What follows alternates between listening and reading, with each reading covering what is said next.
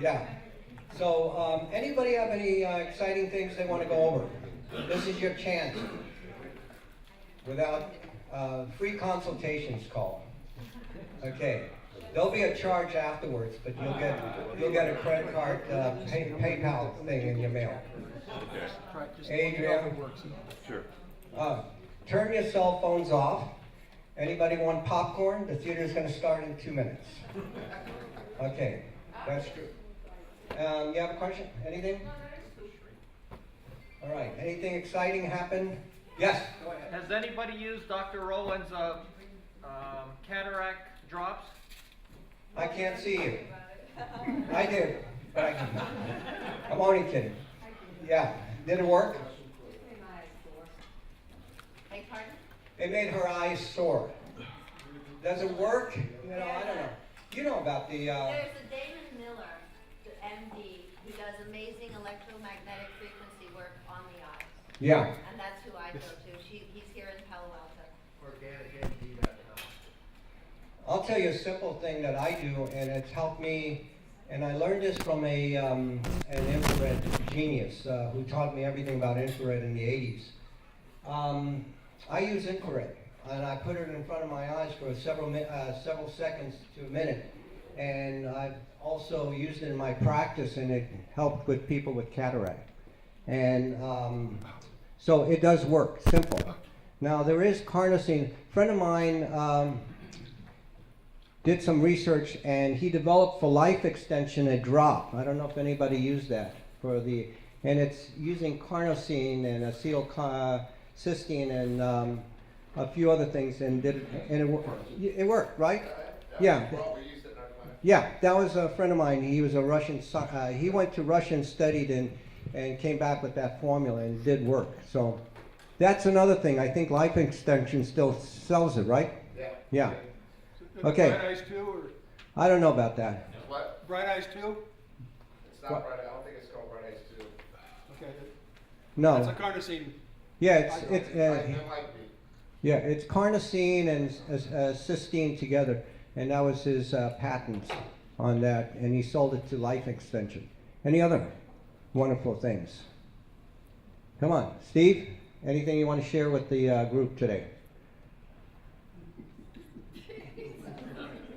Any new exciting things on cognitive function? I heard Larry Smarr talk about the microbiome. What is that? I'll give you a brief opening, yeah. So for the last couple of years, Christine Peterson has been doing this personalized life extension conference. And so she's been bringing people from all over the world to San Francisco and doing this conference. And this year she's decided it's just way too much trouble and way too expensive. And so what she's doing is this video conferencing thing where once a week for 1 hour, it's like instead of flying to somewhere to do a conference, you just get on your computer and you enter this, it's kind of like a video chat room. A webinar. Yeah, a webinar kind of a thing. And it's got two-way communication, audio, video, and the presenter gets to put their computer screen up in front of you and, you know, walk you through slides and stuff just like they would at a conference with a PowerPoint presentation and a laser pointer. So you, in a sense, get the same kind of experience that you get at a conference. And Larry Smarr is a professor of, I don't know, some kind of high tech down at in Southern California in San Diego, and he one of the projects that he has access to all kinds of technology. He's one of these big scientists who's very well connected, and he has a high budget and all kinds of massive computer processing capability. So that's one of the things that he does is the very high throughput, massive number crunching for biological and genetic and these kinds of things. And he did a genetic screening of himself, and I don't think it was 23andMe, but it might have been, and found out he had a high risk for Crohn's disease. But he didn't have any of the symptoms. So he went in, he got himself checked out, and it turns out that several of these Crohn's markers were sky high, and within 6 months he had serious Crohn's disease.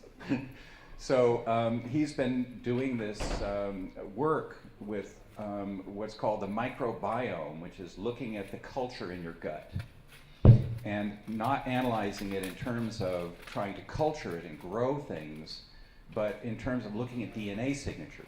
So there's a company now on, I think it's Indiegogo, called Microbiome, which is a U and then biome, and they're firing up this grassroots company to provide this kind of testing relatively cheaply. And I think they're talking about an introductory price of like $350, where you send them a fecal sample and they send you back this genetic profile of all the different bugs that are occupying your gut. And you can also do a vaginal smear, you can do an oral smear, you can do skin, armpit, you know, anything that you can get a sample of, and they'll send you back a report on what kinds of microbes are living in that environment. And Larry has been doing this with an R&D company, actually a lab, where they do this to, they develop, I think, quantitative data on about 1,000, you know, probably 500 at this point, microbes, and they break them down into all kinds of categories. At this point in time, nobody really knows how all these things compete with each other, but what they're finding is that people with certain kinds of diseases have serious disturbances in the proportion of different kinds of cultures in their gut. And with Crohn's disease, 95% of the stuff that's supposed to be there is gone. And so he walked us through this process of looking at what inflammatory markers are high when people have Crohn's disease, what kinds of stuff is going on, the technology towards fecal transplants as a new, you know, science, and the fact that people are now looking at all these bugs that nobody knows about and trying to quantify them and develop medical supplements and dietary supplements to replace them. So if anybody wants to email me, I can send them a link to Christine's, it's called healthactivator.com or something like that. But it was really good. John also mentioned, you know, what you, is to get that group here, you know, one of them to speak at one of this Smart Life. No, the other one that you were attending with John Ferber. And he said Mary something, a woman named Mary something, she's in the Bay Area, who do self-testing. And that'd be a good one to have here. Sure. What do you think? All right. Also interesting what he just said, you know. Dan Dunphy was using a compound which I was really excited. The reason is it helped my daughter immensely with Crohn's disease and all that. And I was down at the Natural Products Show, James, and I actually went to every aloe company there to find out who's doing it. And I found one company, Terry Labs. They're doing a cryo method of aloe. Have you seen that? It is phenomenal what it does for the gut. And Dan was the one who told me about this. It's called Cerovera. Anybody use Cerovera?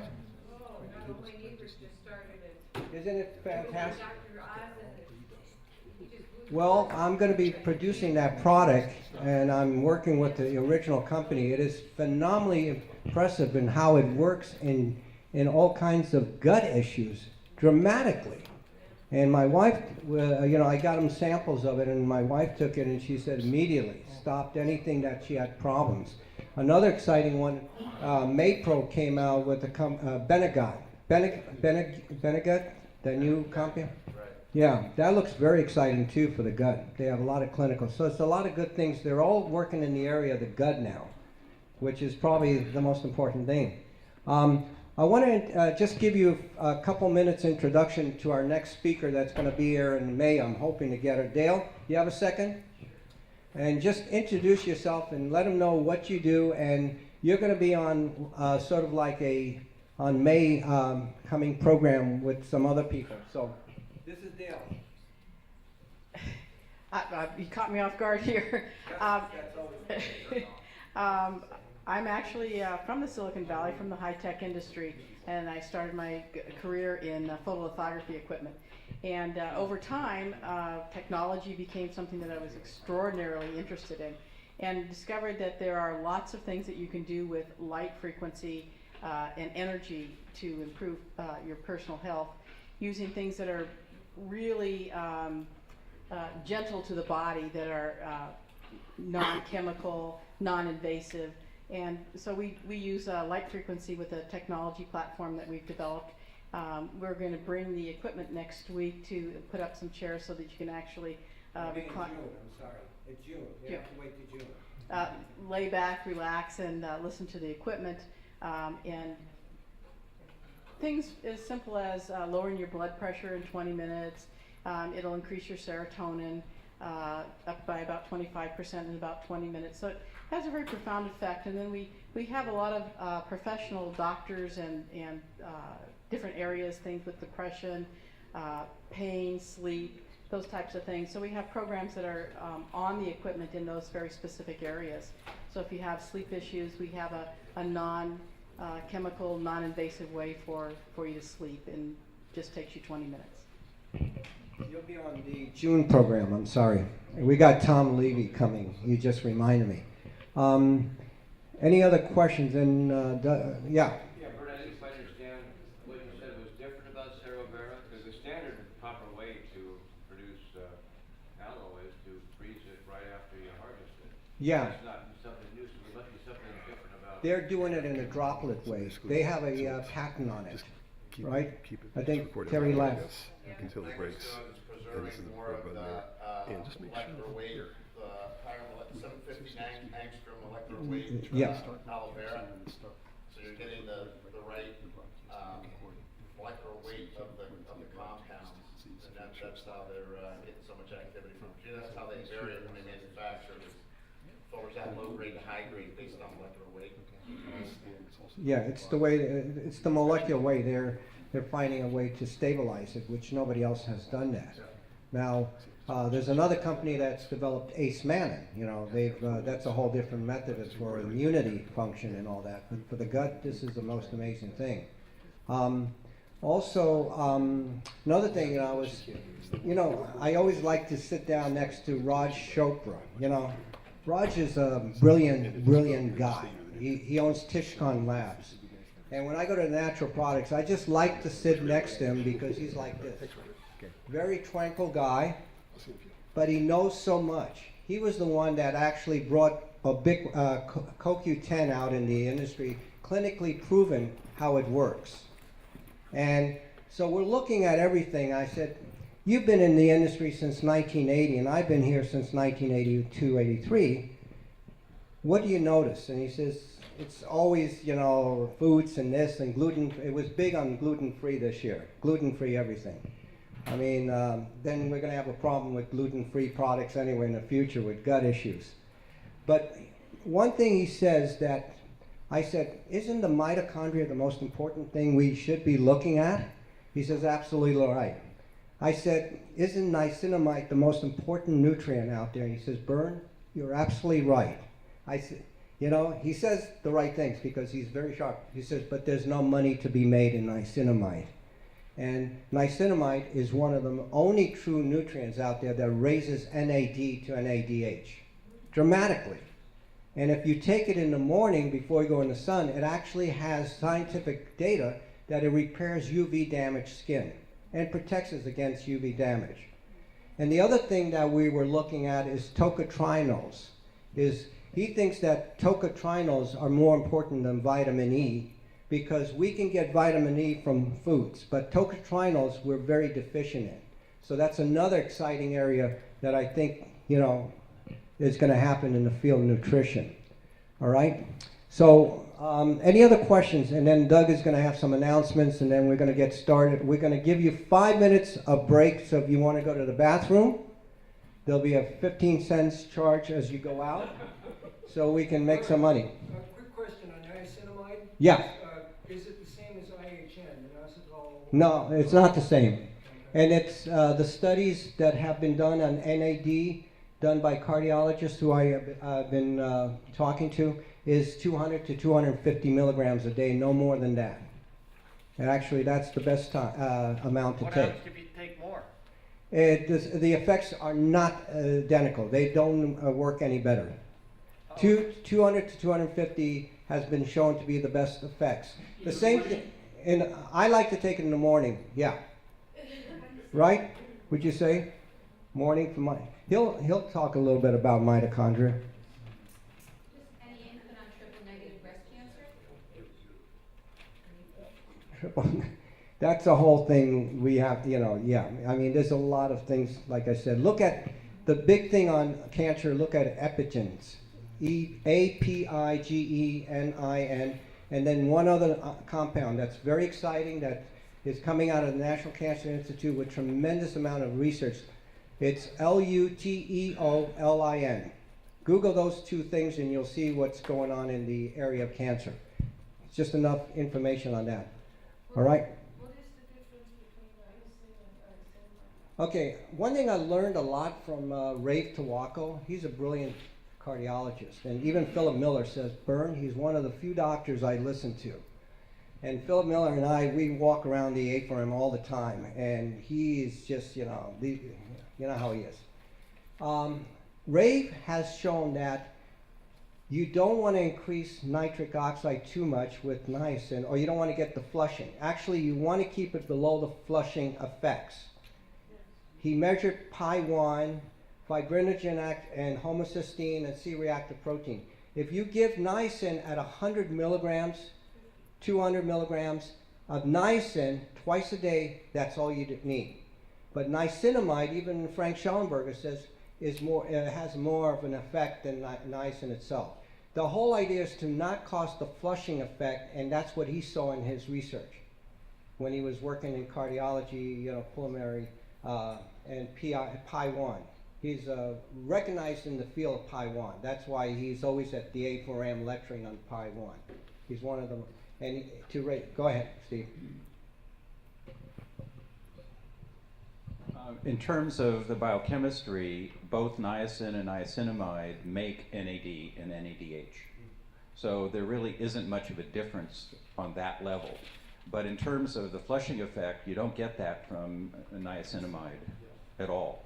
And you don't get much of it if you use the timed release forms, the niacin hexanicotinate, or inositol hexanicotinate. Or if you desensitize yourself, for example, if you mix up your daily dose of niacin in a glass of water, and then you start off in the morning by taking a sip, and then when that flushing effect is over, then you take a swallow, and when that flushing effect is over, then you take a gulp, and then you work your way up slowly. Each time you increase the dose so that you minimize the severity of the flushing effect.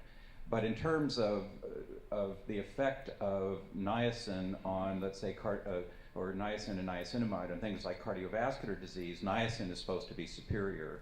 And in terms of some anti-aging effects and models of, isn't it the sirtuins, that they're saying that it seems to be niacinamide that it appears to have the better effect for that. So there's a lot of controversy about this. But I've been, one of the things that I've done is study neurodegenerative diseases, and there appears to be a role of this, of niacin or niacinamide deficiency in neurodegenerative diseases, because in the general population, not 1 in 20 people will respond to NADH, but among Parkinson's people, 40% of the people will respond to it. So it appears that there's a specific metabolic problem with some neurodegenerative diseases that are in that particular nutritional dimension. Question. Isn't flushing mainly a matter of discomfort? Is there any deleterious implication of? Not that I know of. Just discomfort. Rafe was. Ray said that there was. Yeah, Rafe measured Pi1, which is a major marker, and even Philip Miller should talk about it in front of the audience. And he measured fibrinogen activity and C-reactive. He found by lowering the doses niacin, he found between 1 and 200 levels was significantly the highest you can go, and he was able to reduce Pi1.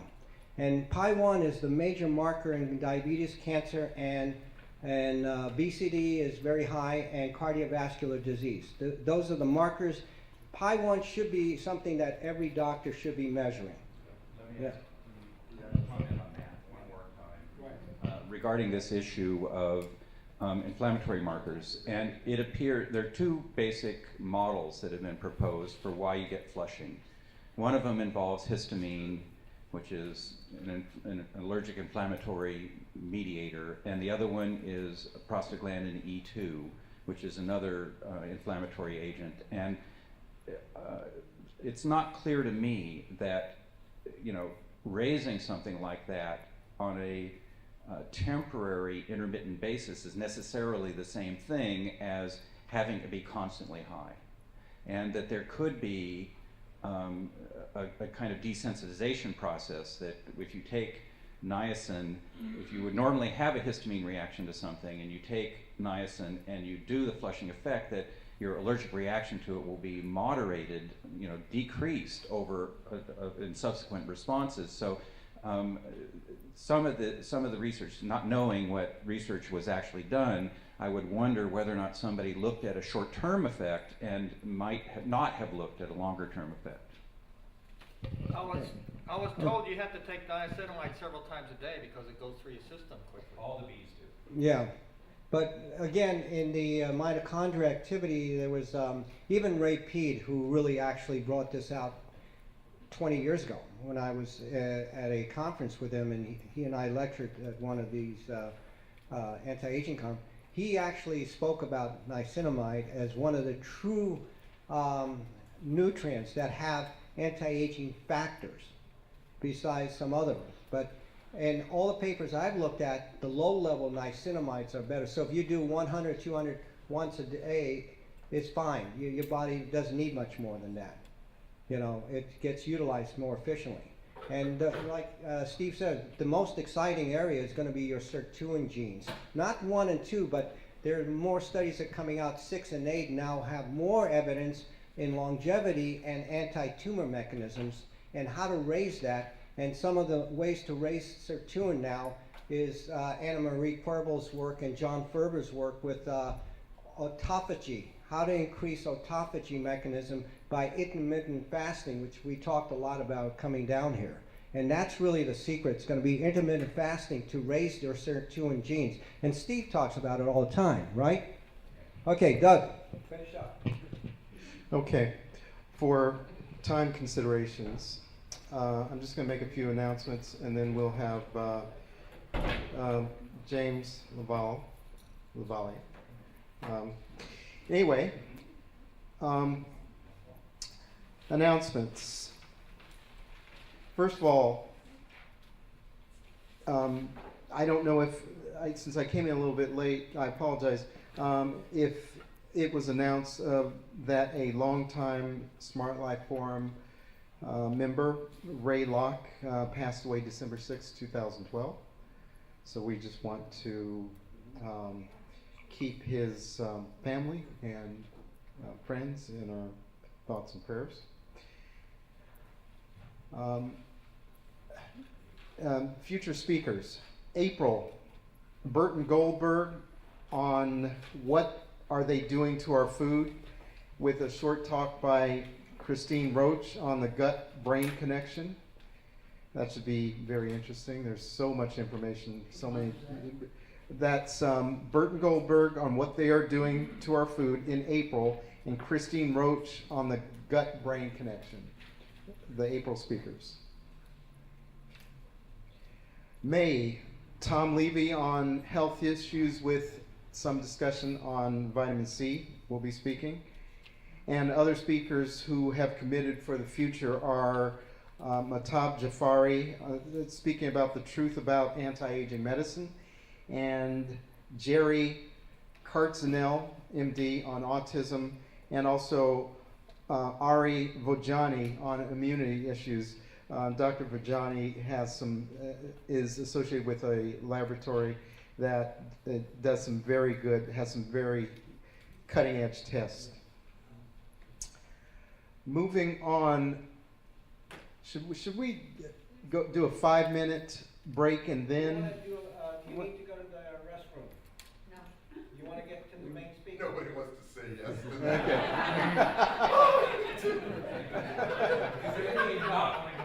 Okay. So. We need a break between the speakers to set up the equipment. Okay. All right. So why don't we wait till the... All right. So we're good to go on the main speaker right now. Okay. All right.